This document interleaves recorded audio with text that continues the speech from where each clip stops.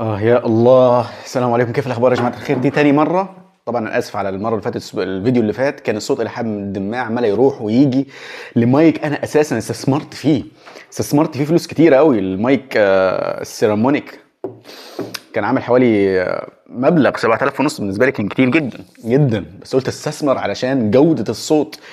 وفي الاخر المايك طلع فيه الى حد ما. انا حتى جبت المره دي سماعات موصله بالمايك بحيث ان انا اسمع هل الصوت شغال كويس ولا لا، علشان يعني الى حد ما ابقى ايه، هل في زنه، هل في كذا. لا تمام، الصوت شغال مية مية. احسن حاجه الواحد يبقى سامع نفسه كده، موضوع جميل. كيف الاخبار يا جماعه الخير؟ كيف الحال؟ النهارده ان شاء الله كده هتكلم عن الفيديو ده اصلا لسه صورته. بعد ما صورته تاني برضو بالمايك ده، طلع في زنه خفيفه. يعني اكتشفت العيب فين لحد ما حاولت ان انا اعمل دي بحيث ان هي تبعد حساسيه المايك من الجلد، فما يعملش اللي كان بيعمله في الفيديوهات اللي فاتت. ولكن بعد ما صورت 20 دقيقه اضطريت ان انا ارجع اصور من الاول تاني، فيعني الله المستعان.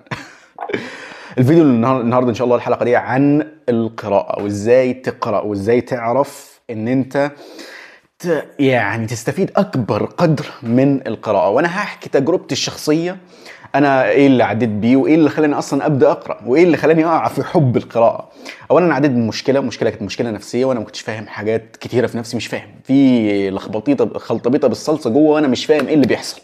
فقررت ساعتها ان انا او ساعتها كان في واحد من احد اصحابي هو اللي عرض علي الكتاب او حاجه زي كده. او انا كنت عارف عالم معين، او والله ما فاكر ساعتها ايه اللي حصل. كنت عارف عالم معين، فعرفت من خلاله ان الكتاب ده، انه عمل الكتاب ده. فاشتريت الكتاب. ما اشتريتوش، قراته PDF. وخد مني حوالي 100 يوم. 100 يوم. ساعتها كانت اخر سنه في الكليه وامتحانات، وانا خلاص، انا اصلا بايع الدنيا دي كلها. مش فارق معايا حرفيا انجح ما انجحش. انا كنت في مشكله ولازم تتحل. المهم ده ممكن قصة لوحديها هحكيها في فيديو خاص عن ازاي تعرف نفسك، وهعمله عميق جدا. احتمال يكون الفيديو اللي جاي هعمله فيديو عميق عميق عميق عميق. المهم خلينا نرجع لموضوعنا تاني. موضوع القراءة. طبعا انا لما وقعت في المشكلة دي كنت بقرا. بدات اقرا بايه؟ بتحليل تام. واول كتاب بدأ اقرا فيه كتاب جدا عميق، واللغه العربيه جدا عميقه فيه. وفي حاجات كده اللي قلت اللي ما تفهموش عديه، يعني في حاجات عدتها. ولكن علمني الكتاب ده ازاي اقرا قراءه تحليليه، ازاي اعرف احلل. انا عايز احلل دلوقتي، انا بكتب وانا بقرا. مش بقرا قراءه يلا اقرا الصفحه اللي قدامك، لا، انا بحاول احلل على قد ما اقدر. لدرجه ان انا كنت بقعد في الصفحه الواحده، بقعد فيها حوالي من ساعه لربع ساعه في صفحه واحده بس. سطر يجي قدامي عن امر نفسي. طب ده لو كان جوايا اعمل ايه؟ طب لو كان لو كان جوه اللي قدامي اعمل ايه؟ اتصرف انا في الموقف. واضرب مثال في سطر واحد، ممكن السطر ياخد مني 10 دقايق بس قاعد تفكير فيه. فانت بتحاول ان انت تتفاعل مع الافكار. طبعا ال الكتاب اخد مني 100 يوم، وعشان اترجم وافهم الحاجات اللي جوايا اخد مني سنه كامله. خد بالك، بدات افهم، ترجمت المشاعر، اترجم الكلمات والمعاني دي اللي قدامي للمعاني اللي جوه. الموضوع اخد وقت وما زال الى الان. وفي مشاكل بعدي بيها، وفي مشاكل حتى في القراءه بعدي بيها، وفي حياتي الشخصيه بعدي بيها. بس يعني الى حد ما السنه دي برضو حطيت ايدي على بعض من المشاكل. طب ده ليه دي بتحصل، وليه دي بتحصل، وليه دي بتحصل؟ بحاول ان انا اعالج على قد ما اقدر. مش بس العرض، في حاجات اكتشفت ان ليها جوهر. فمش عالج العرض دلوقتي واوزن نفسي وخلاص، بل اشوف يعني في بعض الامور لما مشيت وراها واتكررت قعدت اشوف ايه جوهر الموضوع، واكتشفت الجوهر. فانا بحاول اعالج الجوهر، بادي لنفسي اللي هي عايزاه حقيقه ايه اللي محتاجاه. فعشان كده بتعمل الحاجات دي. في حاجات هتكلم عنها في فيديو خاص، فانا عاوز اخصص فيديو خاص ان شاء الله للامور النفسيه. ان شاء الله اخصصها فيديو، وازاي تعرف تتعامل معاها، وازاي تفهمها، وازاي كل الامور دي ان شاء الله هعمل لها فيديو كبير كده خاص بيه. وبرضه نفس الافكار هتلاقيها بتتناقش كل حلقه، لان انت يعني انا حتى في القراءه ببني الفكره دي على الفكره دي على الفكره دي، فتلاقي الى حد ما بنعيد الافكار في كل فيديو بعمله. المهم، نرجع لموضوعنا. اهم حاجه في القراءه اختيار الكتاب، ده اهم حاجه. لازم وانت بتختار الكتاب تعرف ان الكتاب ده ما فيهوش ضرر، لان انت ممكن تقرا كتاب، وبالذات في الكتب الغربيه تقرا كتاب والكتاب ده يبص ممكن يخليك تشرك، ممكن يخليك ترتكب موبقات، حقيقي ترتكب كبائر من الذنوب كمان. كتاب ده حقيقه، فالكتاب مهم جدا اختياره. يا سلام، انا بقول الموضوع ده ما اعرفش هل الكلام ده اصلا موجود في الحياه الحقيقيه، ان الواحد يبقى ليه منتور. ويا سلام بقى لو حد من اهلك، يا سلام، ويبقى هو قريه ويبقى عارف ويختار لك كتاب ويقول لك اقرا الكتاب ده. عمليه القراءه عمليه جميله جدا وبتاخد منها فوائد كتيره جدا. فاختيار الكتاب مهم جدا. تاني حاجه، اقرا بطريقه تفاعليه، تفاعل مع الكلمة، تفاعل مع المعاني اللي قدامك على قد ما تقدر. تفاعل ازاي تتفاعل معها؟ فكر، امسك الجملة اللي قدامك واقعد فكر فيها. فكر، طب انا ماشي، طب الحاجة دي لو حطيت في موقف قدام، طب لو كذا، طلع منها الفايدة اللي هتستفاد منها في الحياة. انا حتى لما قربت اوصل لنهاية الكتاب اللي خلصت اول كتاب، وانا لسه بادئ في القراءة برضو، يعني انا ده تاني كتاب بقرأه لحد ما من الكتب العميقة، وقعد معايا سنتين بسبب ظروف كتيرة، واكتشفت ان عندي كمالية كنت عملت عنها فيديو، وده اللي برضو كان مأخرني. ولما بتكتشف في نفسك حاجات بيساعدك ان انت تتحسن من نفسك. سبحان الله، لا يغير الله ما بقوم حتى يغيروا ما بانفسهم. لما بتغير من نفسك بتلاقي تغيير في الحياة الواقعية، لان انت فهمت اللي ايه، فهمت الموقفك ايه، فهمت ايه جواك ايه، فهمت النفس دي، فهمتها. وكمان حتى لو عملت تغيير في نفسك وفهمته، برضه ربنا اللي غيره برضه. يعني حتى لو هو جواك ربنا اللي غيره. ايه، ربنا هو اللي ارشدك اصلا. ربنا الناصيه دي بيد الله، في دعاء ناصيتي بيدك، حتى المشاعر هو الذي اضحك وابكى، فانت كلك بيد الله.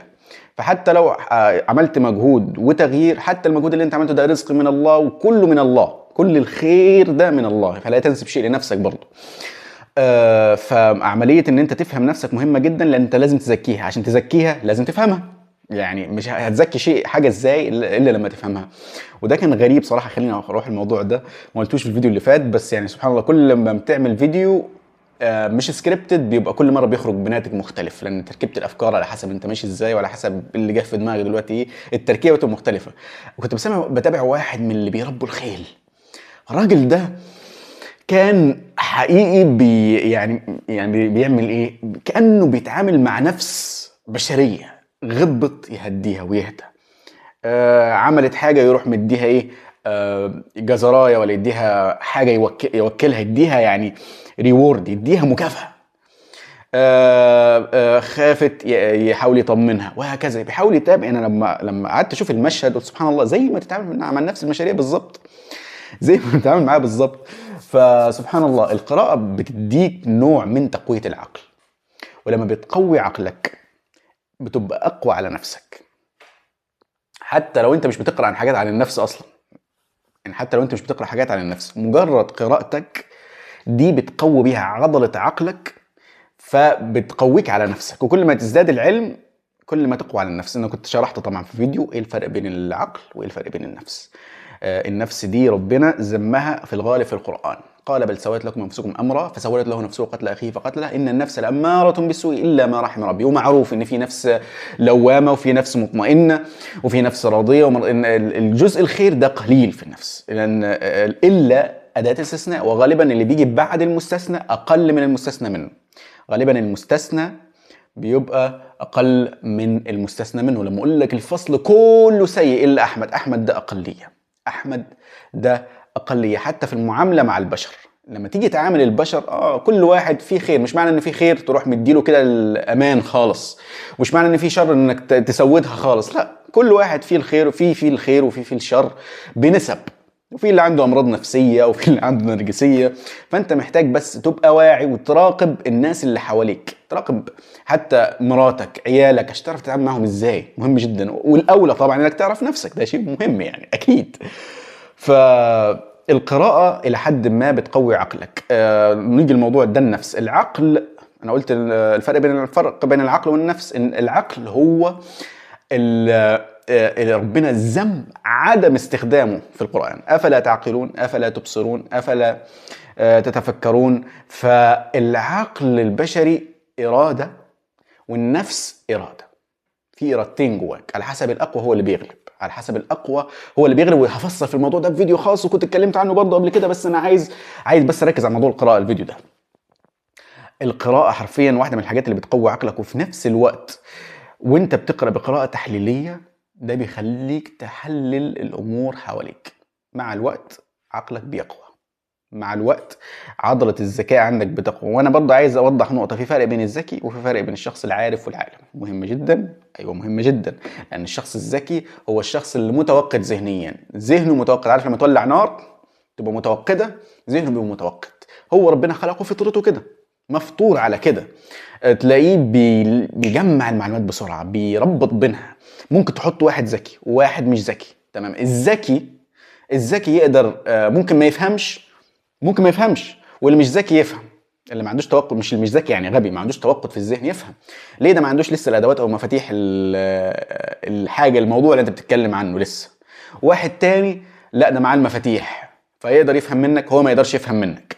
فالقصه كلها برضو، انت لو عايز تقوي عضله الذكاء عندك لازم زي الجيم بتروح تلعب رياضه. القراءه تعتبر لعب رياضه بالنسبه للعقل. انا ما زلت برضو بواجه مشاكل. ساعات قرأت امبارح دخل الكمالية في القراءة، دخلت كمالية وساعتها قدرات الذهنية ضعيفة. ومع القدرات الذهنية ضعيفة انا حرفيا يعني انا حاسس ان انا مش قادر اتحكم في نفسي نفس التحكم اللي كنت بتحكمه فيها. القدرات الذهنية ضعفت، العقل ضعف. في ساعات اندفاعات كده بسبب الوعي الصحي كنت حكيت عنها، لسه ما حكيتش عنها، لسه لما اعرفها كلها ايه والتشخيص ايه ممكن اتكلم عنها في فيديو خاص. بتبدأ القدرات العقليه قلت، والنفس المشاعر محتاجه حاجه تتعامل معاها، ولسه انت بتحاول تقوم من نفسك، لسه فيها مشاكل محتاج تقومها. فامبارح كنت بقرا، فكروني كنت عايز اقول حاجه عن الشخص الذكي وانا كنت بقرا. ايه اللي حصل؟ بقرا جمله وقفت معايا كلمه، يعني كان بتقول ايه؟ كانت بتقول: كثير من الناس لا يدركون من اين تبدا افكارهم بهم. جدا جملة عادي اي حد يفهمها، بس انا داخل بكمالية. الكمالية دخلت وعقلي ساعتها مش احسن حاجة. وكنت سمعت عبد الله علاوي طبعا، عارفين عبد الله علاوي، تحيات لعبد الله علاوي. عبد الله علاوي كان نزل فيديو كده في عن الانتاجية وكذا، وبيعمل فيديوهات عن الانتاجية زي دروس اونلاين برضو. كان بيقول لك انت لو تعبان حتى اشتغل وذاكر، لو كذا اشتغل، لو كذا كذا. وانا مدي لنفسي يعني الفترة دي يعني رحيم بيها شوية، مش بعمل يعني ما بحاولش اضغط عليها. المهم فكان بيقول، فالكلام اثر معايا، فقلت ابدا اقرا حتى لو انا تعبان وحاسس طول الوقت باجهاد تام. بدات اقرا، لقيت انه الكماليه دخلت وانا ما عرفتش اتحكم فيها بسبب القدرات الذهنيه. مهم جدا. فعمال اقول بهم ليه، واخر كلمه حرف جر جنني: من اين تبدا افكارهم بهم. ليه قال بهم؟ لما قعدت الصبح سبحان الله اهتمام نفسي. انت ممكن لما انا بكلمك دلوقتي تقول ايه الجنون ده؟ ما الذي حدث؟ ممكن تقول ايه الجنون ده؟ بس لما جه الصبح اتاكد بس من الصوت تمام. الصوت تمام لازم كده. المهم لما جيت الصبح نفسي راقت، لقيت نفسي مفيش نفسك رايقه عادي. حلت الموضوع بكل اريحيه. ليه؟ النفس لما بتروق مهم جدا، مهمه. النفس بتاثر على العقل. خلينا نرجع لموضوع الذكي برضو لاحظته بالمراقبه، الناس اللي عندها ذكاء عالي. وانا عندي اصحاب عندهم توقد في الذهن ما شاء الله. انا مش هقول انا قدراتي العقليه مش احسن حاجه، بس انا بتكلم على في ناس حرفيا عندها توقد في الذهن. انا بحاول على قد ما اقدر ان انا اقوي من القدرات دي. قعدت مع ناس حرفيا عندهم نشاط عقلي عالي جدا، عندهم ذكاء قوي، بيربط بسرعه بين المعلومات. بس عيبها انه لو حصل اضطراب في النفس، طبعا النفس هي القاعده بتاعه العقل، لو اضطربت العقل يضطرب. لو متزن العقل يبقى يوزن، تلاقيه بيوزن الامور بطريقه موزونه. زي لو جبت ميزان، في قاعده للميزان، لو قعدت تهز في الميزان واضطربت قاعده الميزان وانت بتوزن، عمر ما النتيجه هتظبط ابدا، عمرها ما تظبط. وفهمك لنفسك هيعرفك حاجات، هيعرفك انت بتبحث عن الحاجه دي بسبب دافع نفسي. انت في واحد مثلا ممكن يكون عايز يحلل حاجه بس عشان هو عايز يحللها، فيحاول يدور على مبررات. لو فهم ان في نفسه في دافع من جوه هيفهم، فهتديله يعني هيفهم بالعقل، فهيحسبها بالعقل. مش هيلف ويدور كتير مع نفسه. وعيك لنفسك هيختص عليك امور كثيره جدا. المهم الشخصيه الذكيه دي سبحان الله، انا اتعاملت مش هعمم لان انا اتعاملت مع فئه قليله من اللي لقيتهم عندهم حده في الذكاء. لو حصل اضطراب خفيف في النفس العاقبه بتبقى اشد وانكى. يعني مش زي الشخص اللي عقله الى حد ما عندوش الذكاء الكامل، ما عندوش ذكاء، ما عندوش نشاط عالي. لو حصل اضطراب في نفسه ما بيبقاش نفس لما واحد ذكي يحصل اضطراب في نفسه، بتلاقي عنده يعني اهتمام نفسي رهيب جدا. فكل حاجه ليها مميزاتها وليها عيوبها. الشخصيه الهاديه من الشخصيات اللي هي ما يعني انا نفسي يكون شخصيتي هاديه. الشخصيه الهاديه هي شخصيه عاقله، مفيش اندفاعات نفسيه، فدايما تلاقيه واخد الامور بالعقل بيفكر. ممكن واحد يقول عليه متكبر كذا بس هو مش متكبر ولا حاجه، وهادي كده تحس ان هو ممكن تقول عليه غبي ولا ابدا. الشخصيه الهاديه اكتر شخصيه بتفكر ما بياخدهاش باندفاعات وانفعالات، لا بيفكر. نرجع لموضوع القراءه. احنا بنتكلم كنا في موضوع القراءه تهنا في موضوع النفس تاني برضو، اللي هو انت لازم تقرا، يبقى جزء اساسي في يومك المفروض. وانا بنصح نفسي قبل ما انصحكم، انا عايز اخليها جزء من يومي، بس حاليا انا واخده هدنه مع نفسي احاول حتى لو اقل القليل. القراءه نشاط، بتدي عندك يعني نشاط في العقل، يعني بتعلي تركيزك بيقوى مع الوقت. العضله دي بتقوى مع الوقت، وهتبدا بدل ما تاخد كلام اي حد لا هتبدا تاخدها بعقل اكتر ما تاخدها بعاطفه. لما تكلم حد ولا بتاع تبدا تقرا، لما تبدا تقرا عن النفس تبدا تقرا مشاعر اللي قدامك تترجمها، وهو بيتكلم معاك تبدا تترجم هو ده غرضه ايه. مش اساءة ظن ولكن حذر في العقل. اساءة الظن ده شيء مشاعري، انت شاكك. ده من وجهة نظري والله اعلم، بحس ان هي لان ربنا امرنا باخذ الحذر، وحتى ان من ازواجكم واولادكم عدوا لكم فاحذروهم.